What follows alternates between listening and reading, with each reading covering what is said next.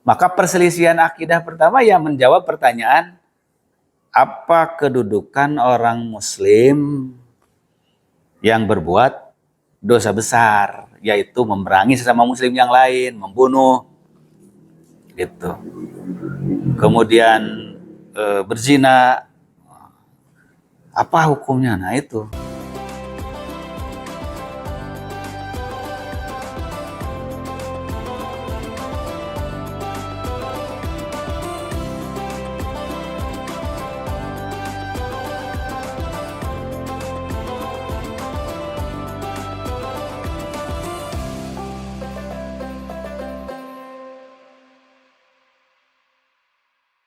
Melanjutkan kajian malam ini dari kitab Tajrid Sahih Al-Bukhari, mengambil bagian terakhir kitab Tauhid wa Raddi 'alal Jahmiyah wa Ghairihim. Nah, kitab tentang tauhid dan bantahan kepada madhab atau kelompok Jahmiyah dan yang lainnya. Kita sudah membahas beberapa hadis dan pengantar tentang asbabul wurud atau latar belakang dari Imam Al-Bukhari menulis kitab Tauhid di bagian akhir dari kitab Sahih Al-Bukharinya ini. Kita membahas waktu itu beberapa hadis sampai hadis yang ke nomor 1, 2, 3, 4, 5, 6. Nah, kita akan bahas hadis yang selanjutnya. Kita tahu bahwa dalam masalah akidah ini, sebagaimana masalah fikih, itu ada madhab-madhabnya. Maka dalam Islam itu ada madhahibul fikhi, ada madhahibul akidah. Madhahibul fikhi itulah ada 4 madhab terkenal, padahal madhab itu banyak puluhan, cuma 4 itu yang besarnya, karena tiap mujtahid memiliki madhabnya sendiri. Cuma yang kemudian dinisbatkan atau diintisabkan kepada para mujtahid besar itu dikelompokkan. Kalau dikelompokkan madhab itu ya di Ahlus Sunnah itu menjadi madhab al-arba'ah, madhab yang 4. Di Syiah juga ada madhab Ja'fari fikihnya. Dalam perbedaan fikih madhab itu jarang sampai kepada menghukumkan perbedaan itu jadi kafir, jadi fasik. Ya paling kalau perbedaan madhab itu rojih, marjuh, atau sunnah, bid'ah, gitu. Dalam makna hukum fikih. Tapi kalau sudah perbedaan akidah, nah, maka madhahibul akidah itu bukan lagi perbedaan atau ikhtilaf yang rojih dan marjuh, tetapi pasti adalah hak dan batil.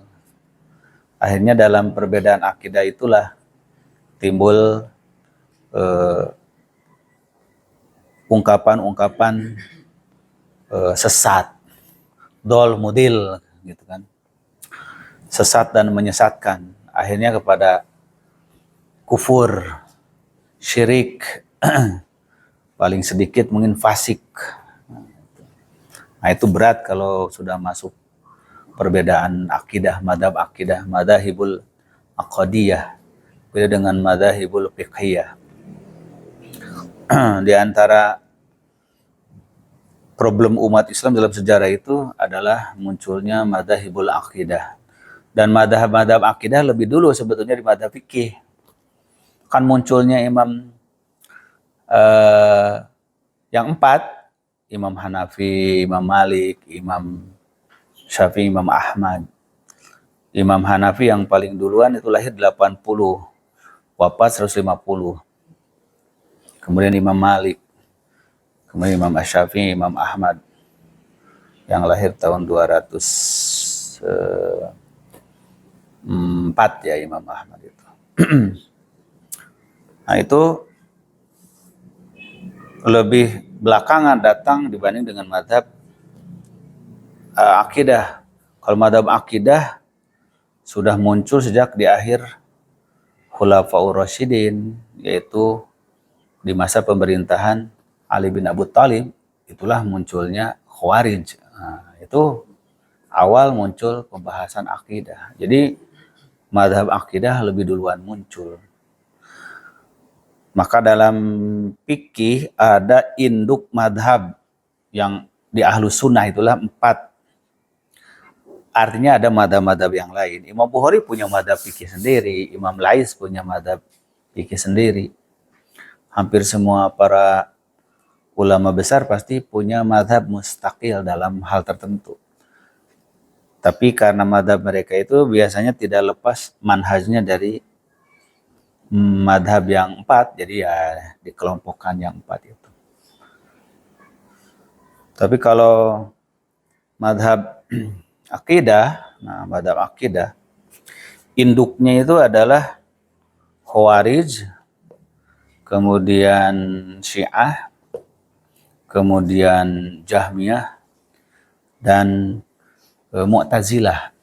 Nah itu induk dari madhab akidah. Maka dari Mu'tazilah nanti ada banyak aliran. Dari Jahmiyah atau Jabariyah banyak aliran. Dari Syiah puluhan sektenya. Umi kafir semua sahabat, yang soleh, yang muslim hanya Ali dan kelompoknya itu kan. Dari situ mulainya. Jadi akibat orang soleh berselisih, jadi generasi di masa itu jadi bingung, gitu, menghukuminya gimana. Maka perselisihan akidah pertama yang menjawab pertanyaan, apa kedudukan orang Muslim yang berbuat dosa besar, yaitu memerangi sesama Muslim yang lain, membunuh, gitu.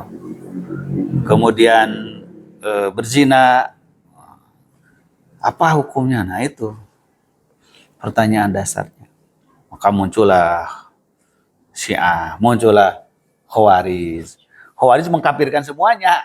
Kalau Syiah mengkafirkan kelompok Muawiyah saja, menganggap yang muslim hanya kelompok Ali. Khawarij mengkafirkan semuanya, tapi dirinya nggak dikafirkan. Nah, itu liciknya. Yang lain kafir, dia enggak. Tapi di Khawarij juga nanti pecah lagi. Antara Azarikoh dengan Ibadiyah beda. Kalau Azarikoh kafir dan anak cucunya ikut kafir semua. Gitu.